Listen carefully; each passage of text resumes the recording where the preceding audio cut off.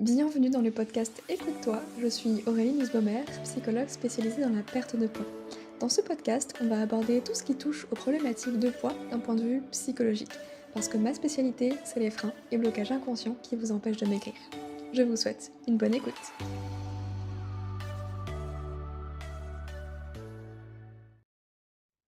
Bienvenue dans l'épisode numéro 105 du podcast Écoute-toi. Je suis ravie de vous retrouver pour un nouvel épisode aujourd'hui où je vais vous partager 10 astuces pour maigrir en douceur. Ce sera la première partie d'un épisode qui sera en 3 parties parce que je ne sais pas si vous le savez, si vous me suivez sur Instagram, j'ai décidé sur le mois de juin de lancer un challenge de 30 jours totalement gratuit où une fois par jour, je partage un réel avec un exercice à réaliser, très facile, très rapide en général, pour vous aider à maigrir tout en douceur et bien sûr avec, ma façon de voir les choses, donc sans restriction et cetera, mais vraiment avec l'aspect psychologique aussi, bien entendu. Donc si jamais ça vous intéresse et ben, je vous mets le lien de mon compte Instagram directement dans la description de cet épisode de podcast. Comme ça, vous pourrez rapidement, suivre un petit peu les contenus qui ont déjà été partagés, même si là, je vais faire un condensé des 10 premiers jours qui ont été publiés, déjà sur le compte. Donc on va commencer sans plus attendre, je vais reprendre mes petites notes, pour vous partager tout ça tranquillement. Sachez que la première astuce que j'ai envie de vous partager, c'est une astuce pour réduire votre stress de 60. Parce que oui, le stress, vous le savez, c'est un petit peu l'ennemi numéro un de la perte de poids. Et si vous ne le savez pas encore, eh bien le stress favorise le stockage des graisses dans le corps par la libération de cortisol. Le cortisol, c'est l'hormone de stress. C'est pour ça que parfois, même quand on mange équilibré, eh ben, en fait, on a du mal à maigrir parce que le stress, il s'est installé de manière progressive et prolongée dans nos vies, un petit peu comme si c'était devenu un stress chronique qui était tellement présent tout le temps qu'on rendait même plus compte et que forcément, bah, ça va agir aussi au niveau de la perte de poids. Et la première astuce que j'ai envie de vous partager, c'est de la lecture. Parce que 10 minutes de lecture vous permet de réduire votre stress de 60. C'est absolument dingue, je ne sais pas ce que vous en pensez, mais 60 de réduction de stress juste en lisant 10 minutes par jour, c'est quand même vachement chouette, hein, je trouve. Bon alors par contre, on va quand même mettre des petits, attention. L'idée c'est pas de lire, des posts sur Instagram ou sur les réseaux sociaux ou de lire les journaux qui sont hyper anxiogènes, hein, pas du tout. Prenez vraiment un livre, qui vous permet de vous évader, un livre papier si possible, comme ça on déconnecte vraiment des écrans. Vous pouvez le faire, pourquoi pas, le matin pendant les transports en commun si vous partez en voiture, enfin en voiture, si vous partez pas en voiture justement au travail, ou bien ça peut être le soir avant de dormir. Dans tous les cas, prenez 10 minutes dans votre journée pour réduire votre stress de 60. C'est franchement, un bon ratio, je trouve et puis la lecture, c'est toujours hyper agréable et si jamais je vais glisser ça comme ça, j'ai aussi écrit 2 livres si vous avez envie de vous lancer là-dedans. Je le rajouterai en lien dans la description de l'épisode du podcast. La deuxième astuce, c'est également en lien avec le stress et c'est quelque chose que je vous ai déjà partagé à de nombreuses reprises, mais je sais que beaucoup le connaissent, cet exercice, mais peu l'appliquent. Alors on va encore une fois en parler et bien sûr je parle de la cohérence cardiaque. La cohérence cardiaque, eh bien, ça vous permet cette fois-ci de pratiquer 5 minutes d'exercice de respiration pour diminuer le taux de cortisol, donc l'hormone du stress, dans votre corps durant les 4 à 6 prochaines heures. La cohérence cardiaque, c'est quoi? C'est 5-5-5. Ça vous permet de retenir un petit peu le principe que je vais vous présenter là maintenant. Vous allez inspirer sur 5 secondes par le nez, expirer sur 5 secondes par le nez aussi, ou par la bouche, c'est vous qui voyez. Et vous allez répéter ça pendant 5 minutes. Donc 5 secondes on inspire, 5 secondes on expire et on fait ça pendant 5 minutes. Si au début 5 minutes c'est un petit peu trop long pour vous, n'hésitez pas à le faire que sur 1 minute ou 2. Mieux vaut commencer doucement mais que ça tienne dans la durée, quitte à augmenter au fur et à mesure, plutôt que de commencer à 5 minutes direct et puis de lâcher au bout de 2 jours. Sachez que ça sert à rien d'augmenter proportionnellement, de vous dire: «Bon allez, là je l'ai pas fait pendant une semaine, je vais faire ça pendant 10 minutes pour attraper le coup». Ça marche pas, hein, c'est la régularité qui prime, donc vraiment accordez-vous 5 minutes, dans la journée et idéalement, hein, je vous donne toujours un idéal, mais bien sûr, vous faites en fonction de vos possibilités. Vous pouvez le faire le matin au réveil, le midi avant de manger et le soir avant de vous endormir. Comme ça, bah, ça vous permet pratiquement toute la journée de chasser le stress puisque ça dure entre 4 et 6 heures. Donc franchement, c'est pas mal. Moi, c'est un truc que j'aime beaucoup faire. Avec notamment une application gratuite qui s'appelle Respire Relax, que je partage aussi, très souvent. Elle est vachement chouette et vous pouvez du coup commencer avec, 3 minutes et augmenter jusqu'à 10 ou 12 minutes, il me semble, et vous avez différentes respirations. Vous avez une respiration apaisante, une respiration dynamisante et une respiration qui vous permet justement de régulariser simplement, bah, les battements de votre cœur, donc c'est vraiment de la cohérence cardiaque pure et dure à ce moment-là. Donc c'est ce que je vous invite, à faire, tout simplement. La troisième astuce, eh bien, c'est tout simplement de changer votre discours intérieur. Je sais, je vous en parle tout le temps, cette question de mindset, mais c'est hyper important. Parce que j'ai envie de vous poser la question suivante, c'est quand la dernière fois que vous avez eu un mot gentil envers vous-même? Je ne sais pas si, ça vaut le coup d'aller chercher, dans cette réflexion-là, parce que je pense que c'est beaucoup trop longtemps, si ce n'est jamais, n'est-ce pas? Il y a plutôt des phrases du type, «Je me déteste, je me dégoûte», et cetera, quand on se regarde dans le miroir ou quand on pense à soi, à ce qu'on a fait ou à ce qu'on a mal fait, à ce qu'on a raté, et cetera. Eh bien, moi, j'ai envie que vous preniez aujourd'hui une minute pour vous féliciter. Prenez quelques secondes simplement pour vous féliciter d'avoir réussi à faire quelque chose aujourd'hui. Ça peut être juste d'avoir réussi à vous lever ce matin alors que vous étiez super fatigué. C'était une journée super compliquée. Il n'y a pas de petites victoires. Ça, c'est d'ailleurs ce qu'on fait dans l'académie Mincir Autrement tous les mercredis. J'invite les filles à partager leurs victoires et leur fierté du moment pour toujours rester focus sur le positif et je dis toujours qu'il n'y a pas de petites victoires. Donc félicitez-vous pour quelque chose que vous avez fait, que vous avez ressenti, je ne sais pas, bref. En fait, vous méritez le meilleur et ça commence par votre discours intérieur. Vous allez voir que petit à petit, vous allez réussir à être de plus en plus bienveillante avec vous-même, en tout cas. C'est ce que je vous souhaite parce que mine de rien, n'oubliez pas que vous allez passer le plus clair de votre temps, de votre vie avec vous-même.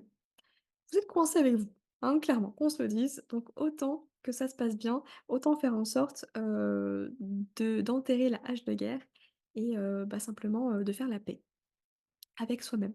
Donc n'hésitez pas à prendre un petit carnet et puis à noter la phrase «Je me félicite pour» et vous notez simplement ce qui vient. Ça peut être juste: «Je me félicite d'avoir pris le temps pour écouter cet épisode de podcast aujourd'hui», par exemple. OK?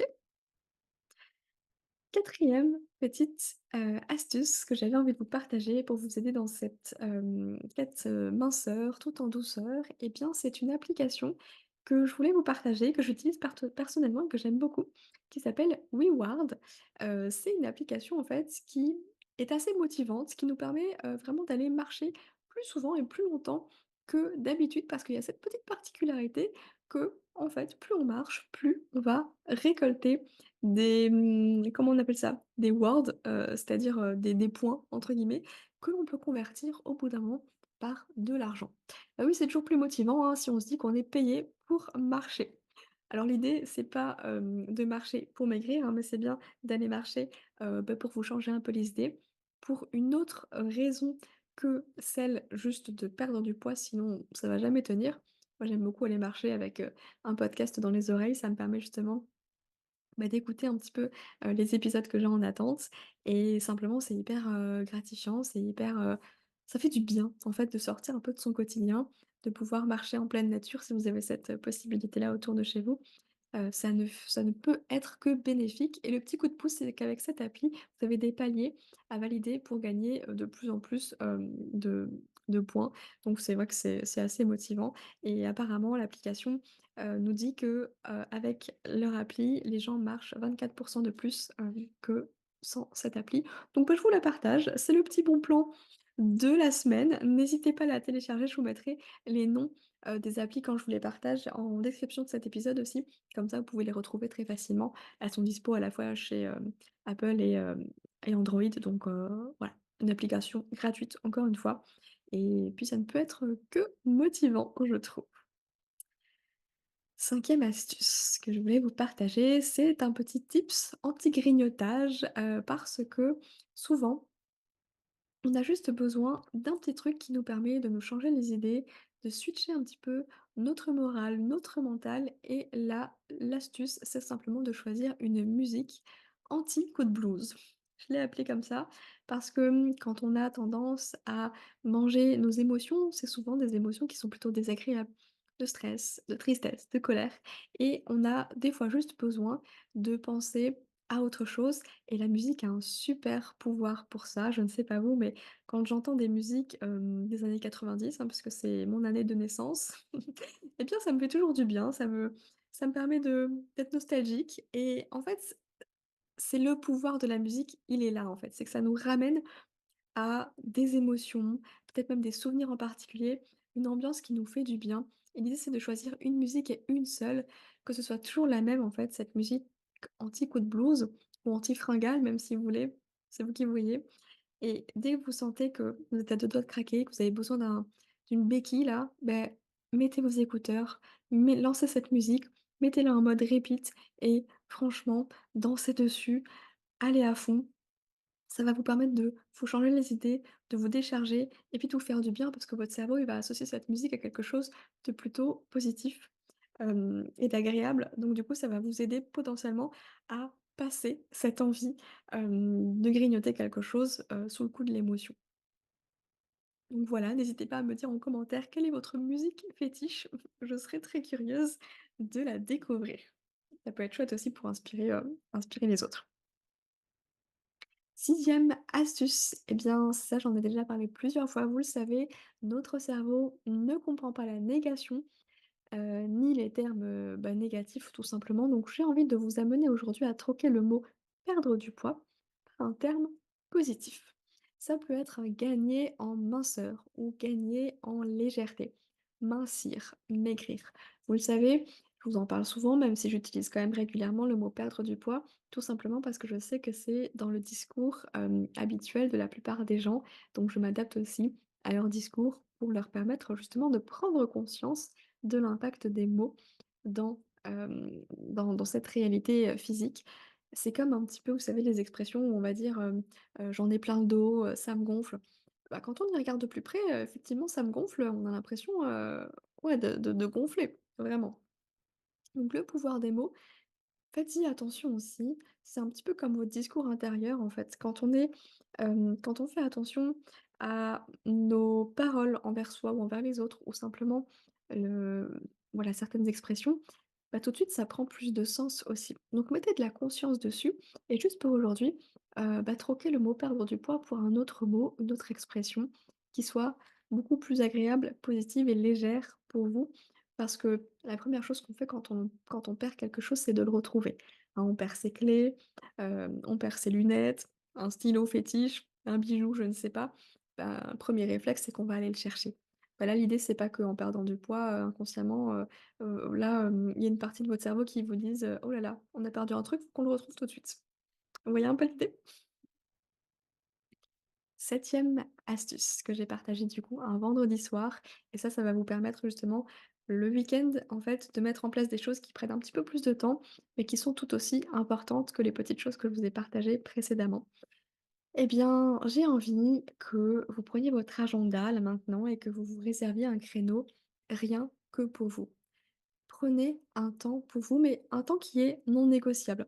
Un petit peu comme si vous preniez un rendez-vous chez le médecin et que, en fait, peu importe ce qui se passe là dans votre journée, ce rendez-vous-là, il bouge pas parce qu'il est important, c'est votre priorité. Votre priorité, c'est vous à ce moment-là et prenez un créneau dans votre agenda rien que pour vous. Ça peut être que 10 minutes si vous n'avez que 10 minutes, ça peut être 1 heure si vous avez cette possibilité-là, ça peut être pourquoi pas une demi-journée si vous avez cette chance-là.